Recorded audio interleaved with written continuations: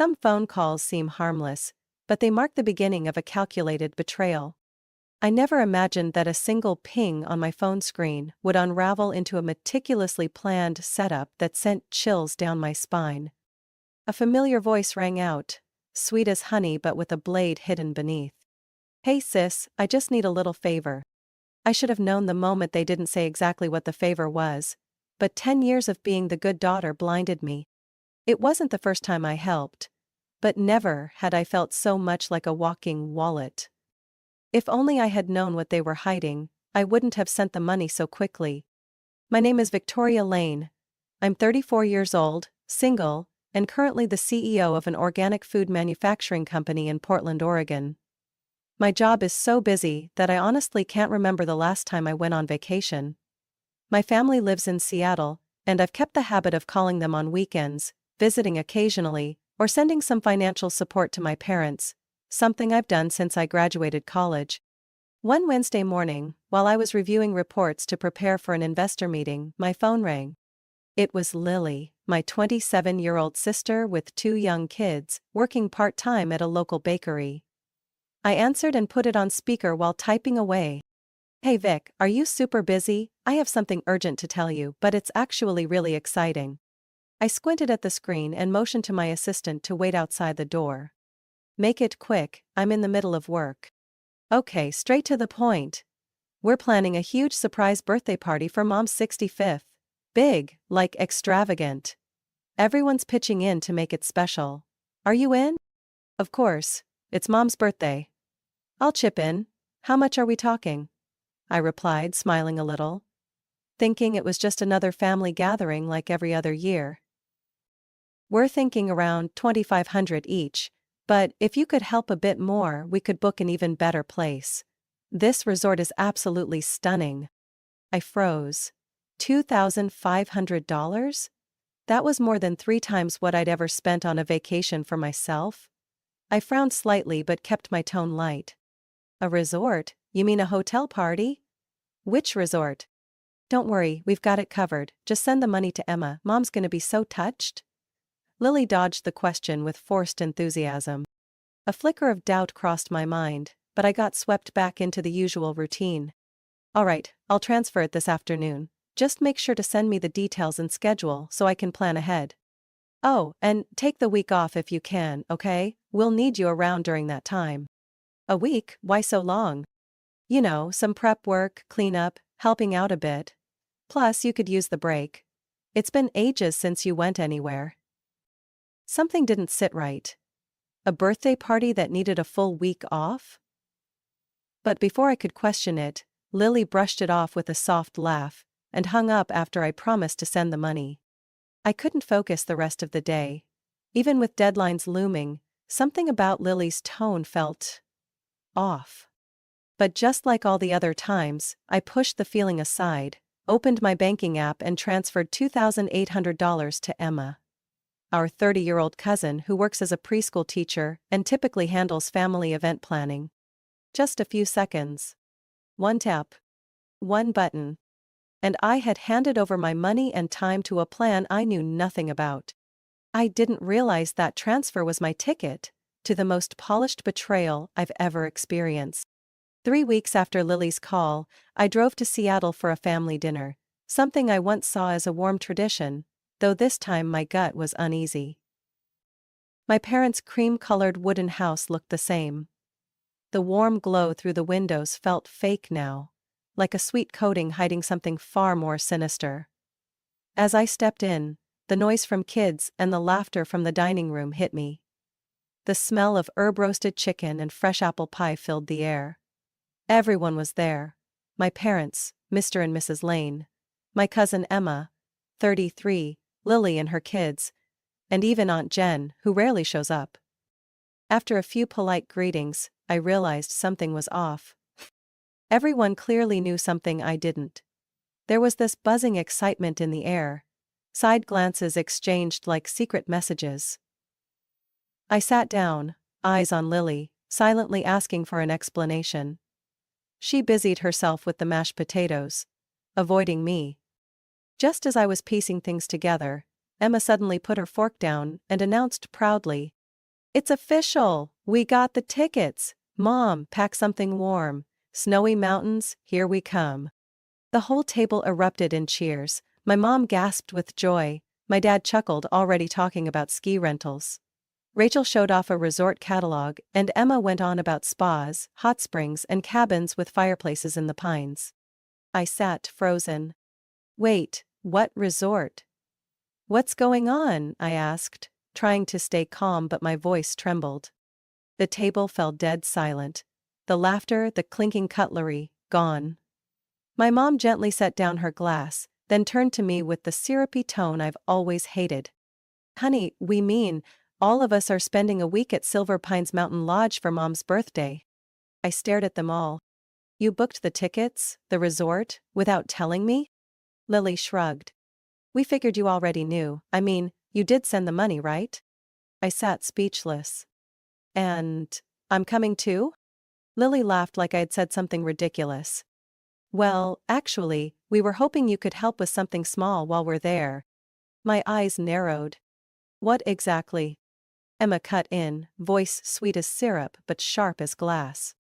Watch the kids. Just for the week. You know Lily's got Gracie, I've got the twins, Ethan and Ellie, Rachel has Jimmy. You love the kids, right? I went numb. You're kidding me. The whole family goes on vacation and I'm invited as the babysitter? No one answered. No one laughed. Only expectant eyes stared at me, as if saying no was unimaginable. My mother spoke as if bestowing an honor. The kids adore you, Victoria. They always ask about you. You know I don't trust just anyone to watch them. And I don't deserve a break? I snapped, voice like a blade. I work too. I'm exhausted. Why does no one ever think maybe I also deserve a vacation? Lily smirked and tossed me a pitying glance. You don't even have a family. Just a job. Taking time off would just mean sitting alone in that boring high-rise apartment anyway. I nearly jumped up from my chair. Is that what you think I am, a single childless woman who only exists to serve others? I looked around the table, searching for even one understanding glance. There wasn't any. Only averted gazes, like I had just ruined a perfectly good evening. Emma placed her hand on the table, tilted her head, her voice softening in a way that only made me angrier. Victoria, don't make this a big deal. Mom only turned 65 once. We're all incredibly busy. This is the only time the whole family can relax. Can't you help us just this one last time? One last time? Which last time are we talking about? My voice went cold.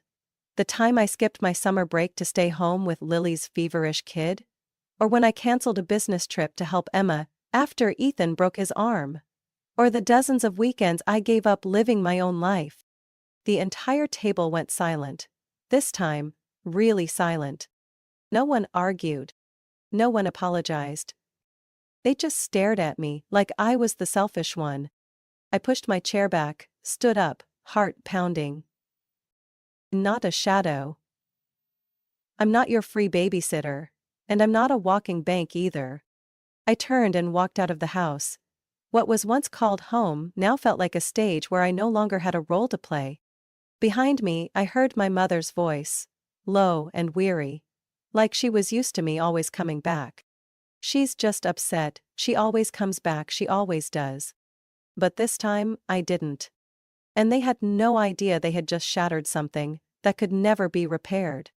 I left my parents' house feeling like someone had thrown a bucket of ice water straight into my face. No one came after me. No one tried to stop me. The door closed behind me like a period on a sentence no one wanted to admit had been written. The Seattle night was freezing, sharp gusts of wind slipping down my collar. But I didn't bother to pull it up. My heart felt frozen. Not from the cold, but from the words I had just heard from my own family. You don't have a family. Taking time off would just mean lying alone in your boring high-rise apartment. Mom only trusts you to watch the kids, not strangers. Each word stabbed like a knife. And what hurt the most was that I was used to it. So used to it that I could no longer tell the difference between love and manipulation disguised as care. I drove back to my apartment in silence. No music, no radio. Just the wind howling outside and the dull hum of the engine, echoing like the slow rhythm of my heartbeat, drifting into emptiness. My apartment on the 18th floor in Portland greeted me with absolute silence. No crying kids. No one calling my name. No expectant looks waiting for me. For the first time, I realized that this quiet had been used by my family as a reason to belittle my life. I sat down on the sofa, still wearing my watch, eyes blankly staring out the window where city lights shimmered like floating fragments. Below, the cars kept moving as if nothing had happened. But inside me a tidal wave was building. I used to be proud of being the one everyone could rely on. The responsible big sister. The daughter who always shows up. The woman who sacrifices for family. I once thought that was trust, love, connection.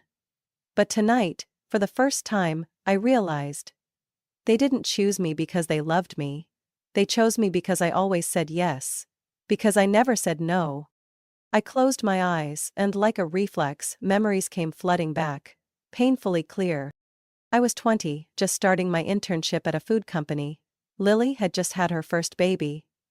I canceled my first ever trip with friends, just to watch baby Gracie so Lily could go grocery shopping. No one thanked me. Just a quick, "You're free anyway, we're swamped." At 26, while preparing a presentation for the company board, Rachel called. "Jimmy has a high fever, we need to take him to the ER, can you house sit?" I stayed up all night to finish my slides. But they didn't remember that. All they remembered was, "Victoria is the best unpaid house sitter ever." At 31 I hit my first six-figure salary. I was thrilled and wanted to call Mom to share, but as soon as I started talking she cut me off. "I'm exhausted. Jimmy just threw up and the smell's still lingering. Tell me later, okay?" That's when I learned. To them, I was always the available one, because I didn't have a husband or kids. No excuse valid enough to say no. A surge of rage rose in my throat. I stood up, opened my bookshelf, and pulled out old photo albums. Family pictures I always took from behind the camera. I was barely in any of them. Holidays, Christmases, Thanksgivings. In the photos, I was a blurry shadow in the background, or the one carrying plates, or calming a crying child. No one took pictures of me. No one asked if I was happy. No one noticed I took the last bus home while everyone toasted by the fireplace. I grabbed my phone, opened my messages, scrolled back through time. "Vic, can you watch the kids tonight? I have to work last minute." Lily.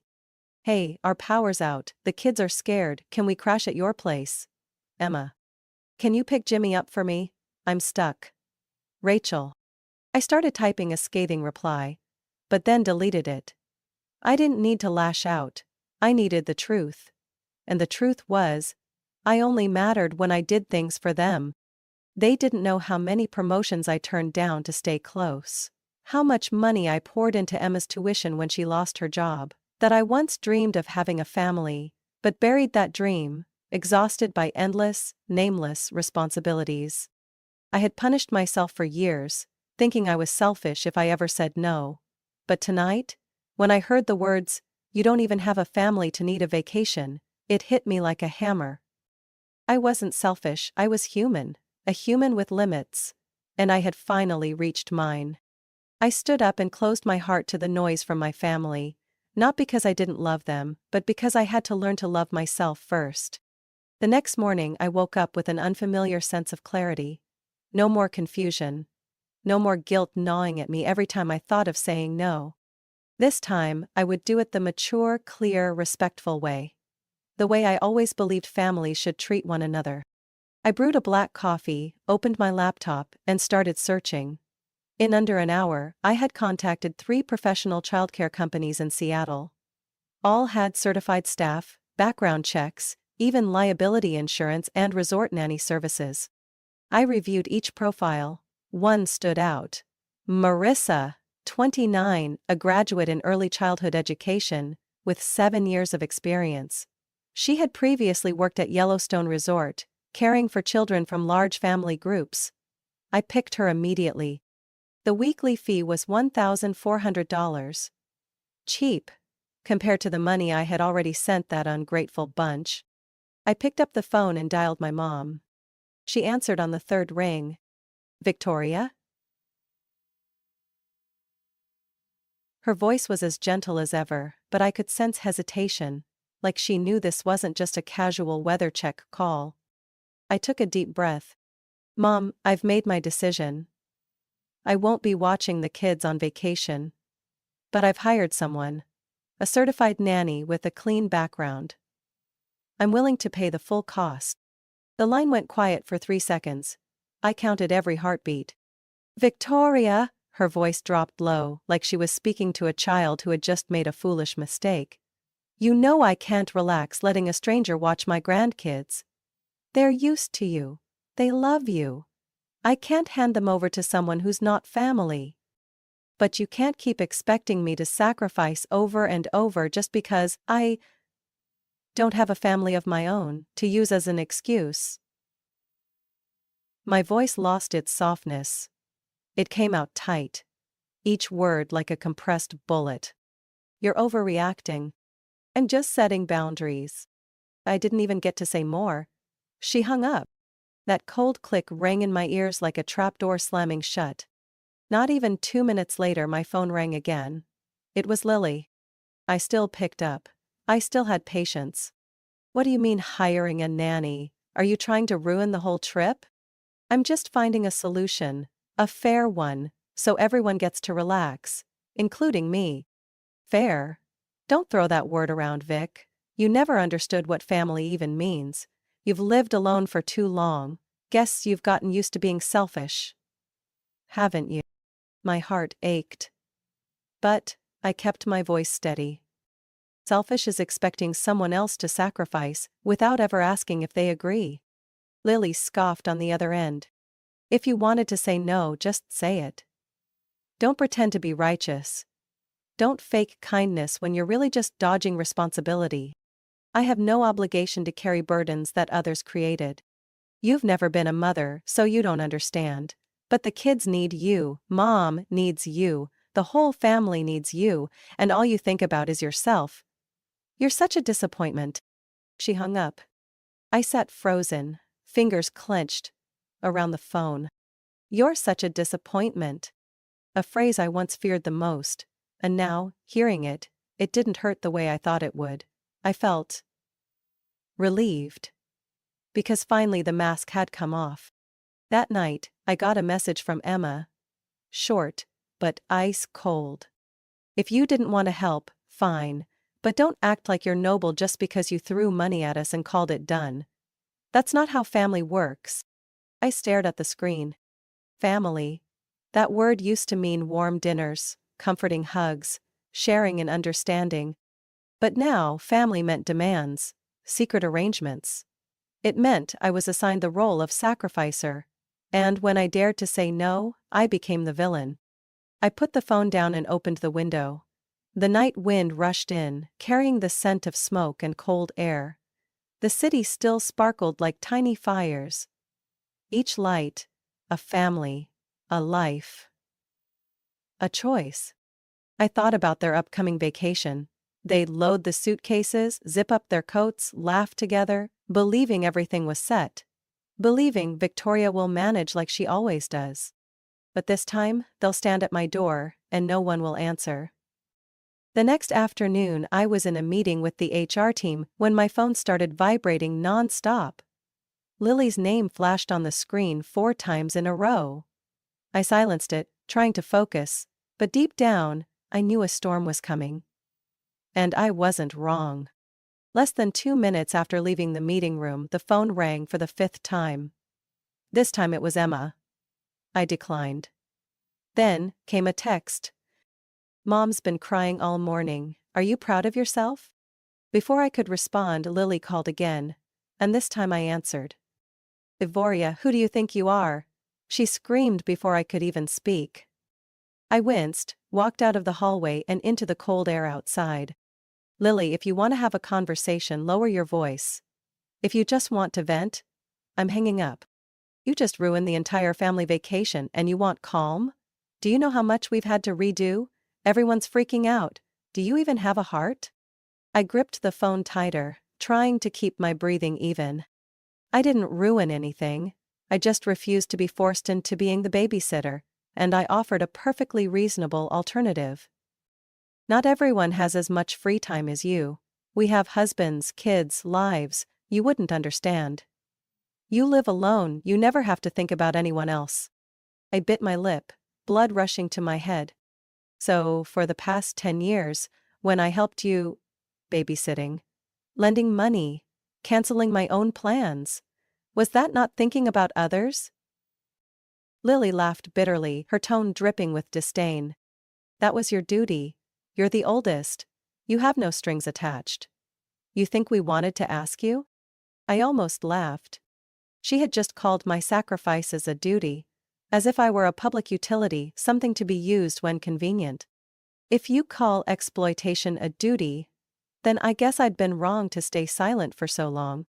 I hung up, boiling inside, but before I could even exhale, my phone lit up again, a barrage of messages like rapid fire.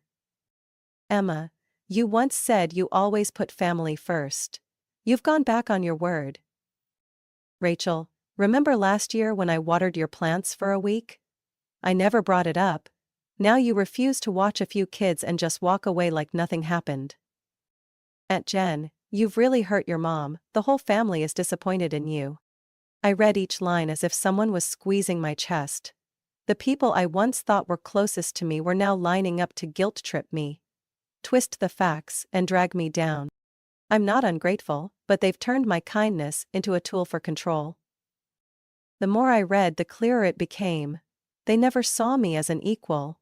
They only cared when I was useful, when I was well-behaved, tolerant, and understanding, by their definition.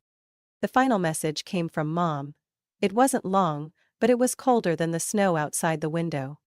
I'm truly disappointed. You were always my pride. But this time, you've brought me shame. I collapsed onto the kitchen chair, the phone slipping from my hand like a foreign object. I brought her shame. Because I refused to be used. I looked up at the family photo on the wall. The one taken at Mom's 60th birthday.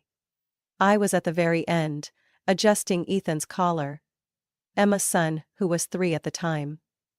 While everyone else was smiling brightly, I had my head down, nearly hidden behind Dad's frame. That photo perfectly captured my role in this family. Always in the back. Always the backdrop. Always taken for granted. I got up, walked straight into the bedroom and opened the closet. I pulled my suitcase from the shelf and quietly began to pack. No announcement, no warning, no note left behind. I was done explaining myself to people who only listen when you say what they want to hear. This time they'll have to face the reality. I no longer belonged to the role they assigned me. And I had never been more certain than I was in that moment. If self-respect came with a price, then silence was the most powerful form of resistance. That night, I booked a flight to Florida in just 6 minutes. No second thoughts, no asking permission, no explaining. 1 week of vacation at a beachfront resort in Clearwater, an ocean view room with a private balcony and full-service spa. I even chose first class. Something I hadn't done for myself in over 10 years. When the confirmation email arrived, I stared at the screen in disbelief. I had actually done it. I had chosen myself. Not to be a placeholder in yet another one of my family's plans. I cleaned my apartment like always, spotless, leaving no trace for anyone who might try to show up unannounced.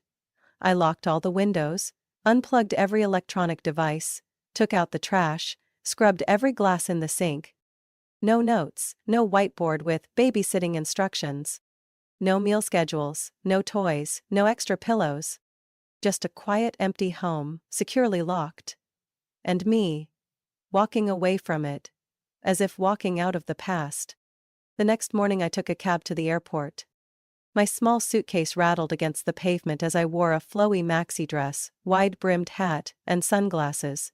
Your classic, tourist escaping real life look.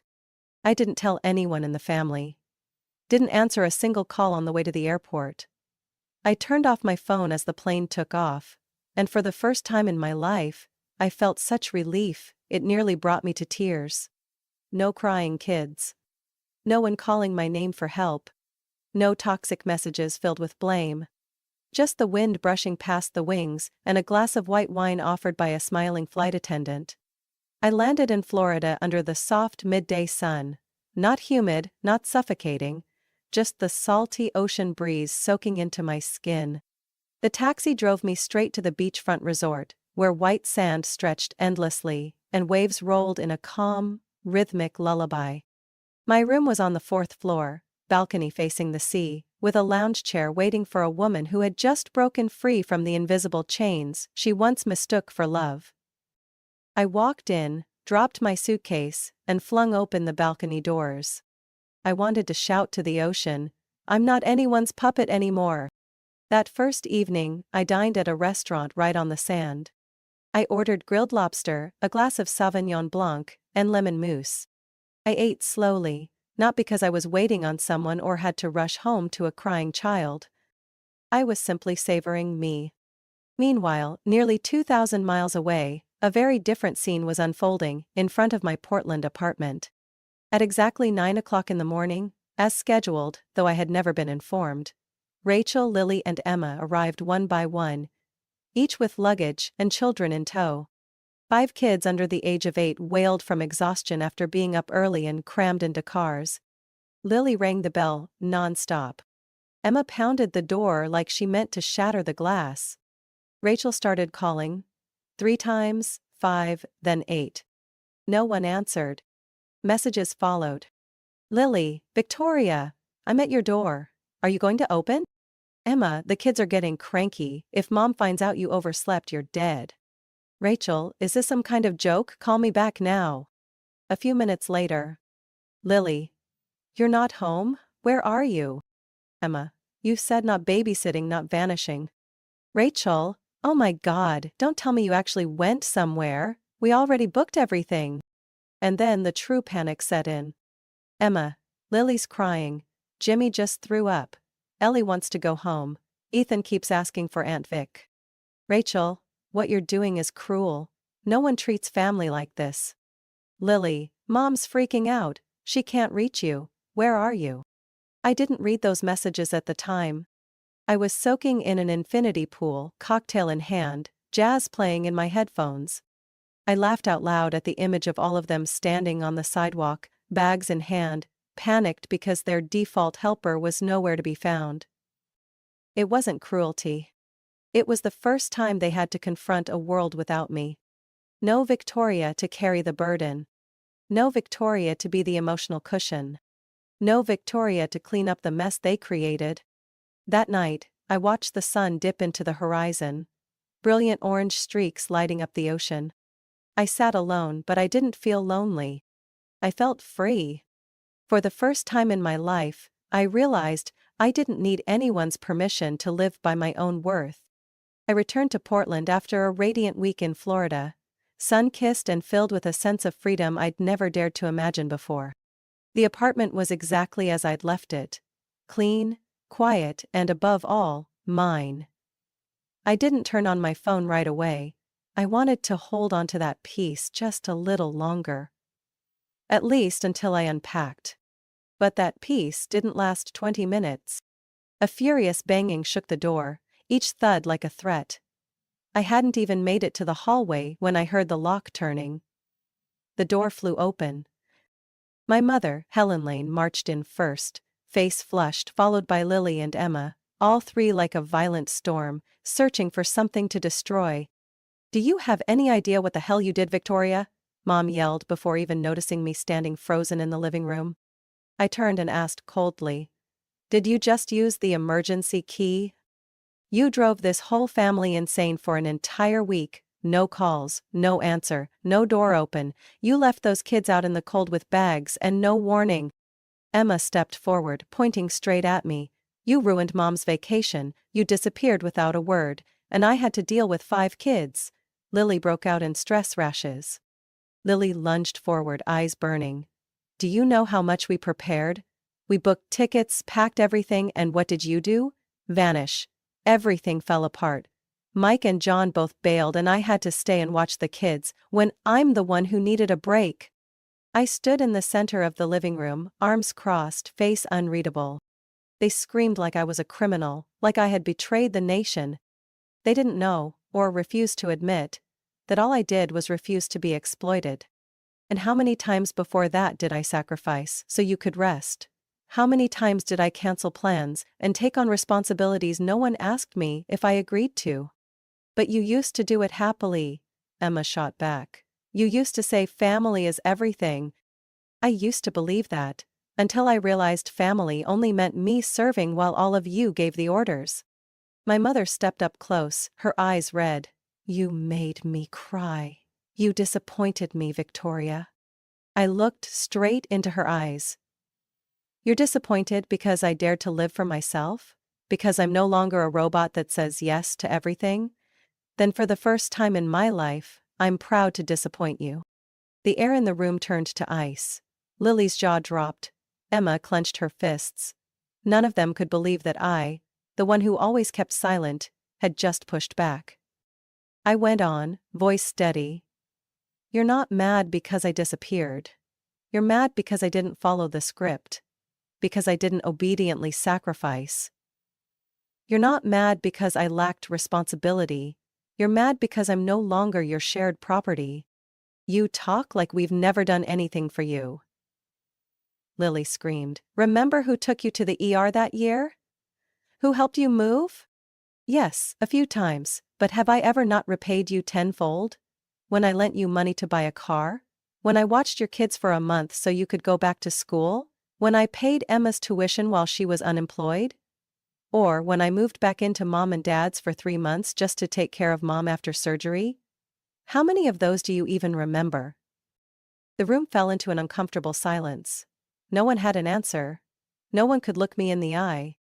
I walked over, pulled the emergency key from the drawer, the one my mother used to keep, and held it up in front of her. From now on, this is no longer an open house. If you want to come in, knock. If you want to blame me, learn to listen first. And if you want to use someone, find someone else. My mother didn't take the key. She just looked at me. For the first time, not with disappointment, but shock. As if she were seeing a stranger. Emma pulled on her arm, Lily stepped back, all three walked out the door without another word, leaving behind a heavy, echoing silence. I shut the door, leaned against it and exhaled. For the first time in my life, I didn't apologize after an argument. For the first time, I didn't cry. For the first time, I knew I had chosen right. I chose myself. 1 week after the day my mom and sisters barged into my home like they were catching a traitor in the act, I took the simplest, yet most quietly explosive action. I left the family group chat. No announcement. No explanation. No anger. Just a quiet exit from a space filled with demands, blame, and orders disguised as love. The moment I pressed leave group, I let out a breath like I had just unshackled years of chains. My phone was quieter than it had ever been. No more texts like, "Are you free, sis? Can you help me with this?" Or, "Mom says call her back now." My little apartment returned to being what it was meant to be. Peace. I hung a sign above my desk. I wasn't born to be the emergency brake in someone else's life. I started rebuilding my life from the smallest things. First, a cute tea mug with the word mine on it. I placed it on the kitchen shelf, only used it when I sat down to read in the morning. No one else could touch it.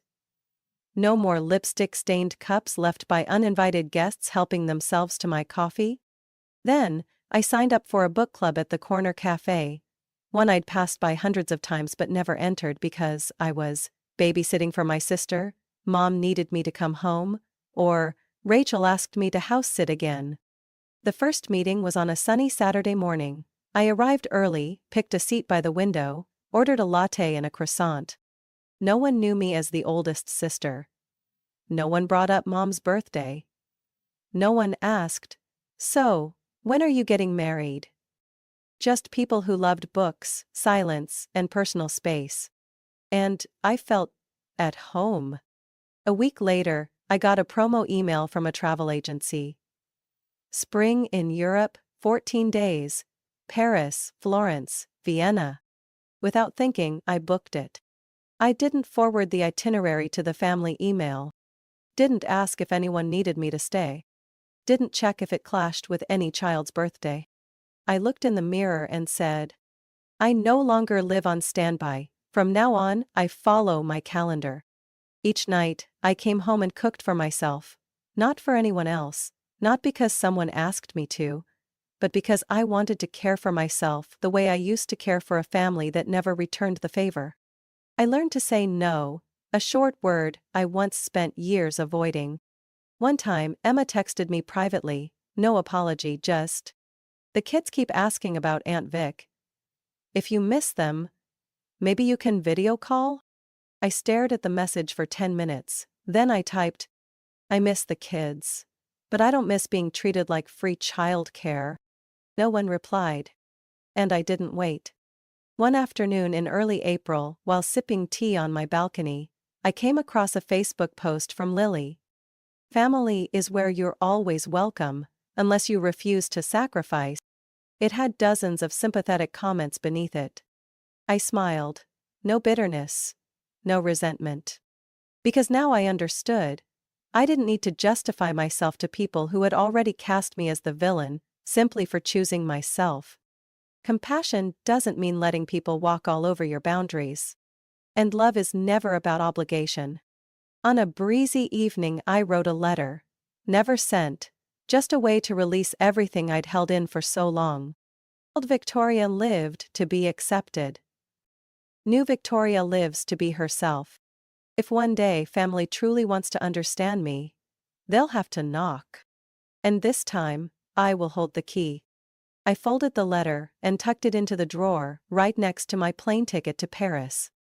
A new life was beginning. No one pulling strings behind the scenes. No more burden. Just me, a 34-year-old woman, finally drawing the line. And holding it with everything she has. Victoria's story is a powerful reminder that kindness is not an obligation, and family ties shouldn't come at the cost of your self-worth. In real life, many, especially women, find themselves stuck in roles of silent sacrifice, afraid of being labeled selfish. But self-respect is not ingratitude, and setting boundaries is one of the deepest forms of self-love. At some point we must choose. Keep being the shadow, or step into the light, and own our lives. What do you think about Victoria's decision? Was she too harsh, or was it long overdue? Share your thoughts below, and don't forget to follow the channel for more heartfelt family stories.